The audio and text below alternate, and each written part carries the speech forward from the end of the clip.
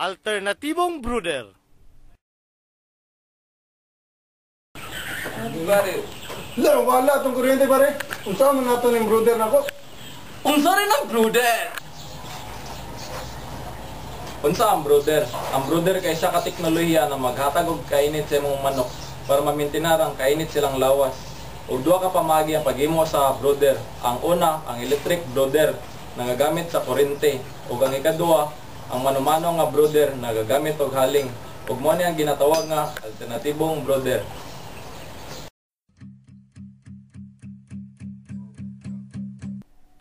Una, electric brooder. Muna yung sa example sa electric brother. Ang bulb na maghatag og kainit sa piso. Aha! Nakoy kailan na alternative brother? Unsa na mo ng alternative na brother? Kadua, alternatibong brooder. Ang alternatibong brother kay mao niyang manumanong pagpainit silang manok na walay gamit sa kuryente para mamintinar ang kainit silang lawas. Ug mao kini ang among itudlo sa inyo ha.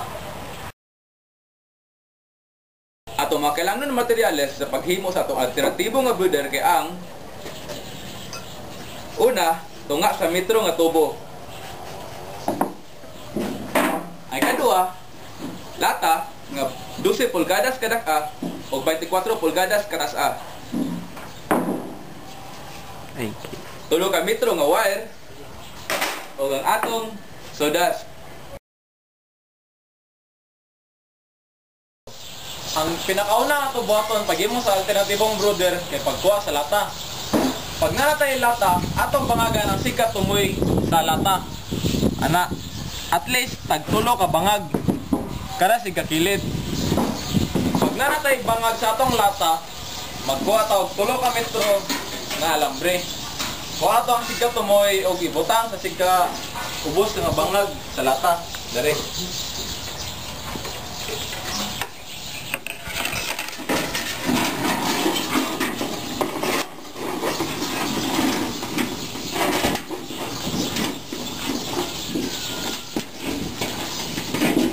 Pagsulod nimo sa alambre, dapat sigurado nimo na nahugot gini og tarong para dili mahiplos.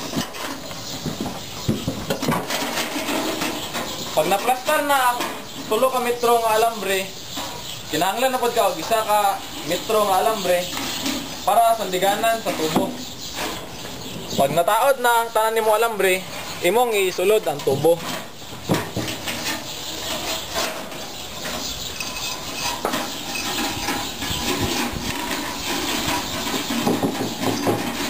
Sulod sa tubo, imong siguraduhon nga ang tubo dire rataman sa bangag na dili siya mo dapat sa pinakasampot sa lata para makagawas ang kainit.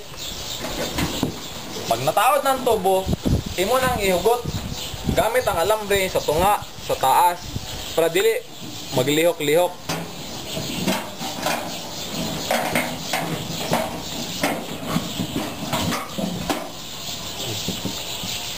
Og mao na ni ang atong alternatibong brother. Karon nga nanatay brother, atong kailangan kay baga. Pag nanatay baga, atong kuhaon og atong ibutang ang baga sulod sa brother.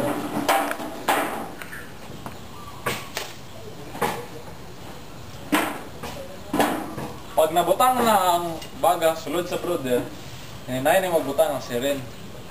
Hangtod sa mapuno ang brother para mugawas sa iyang kainit gyud. Ang isa ka punuan sa taro moabot og mga 5 ka oras.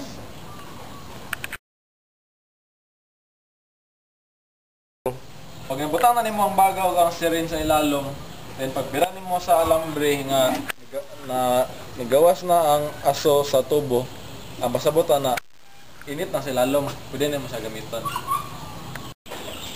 Nasulbad na kita ang problema tungod daning alternative brother.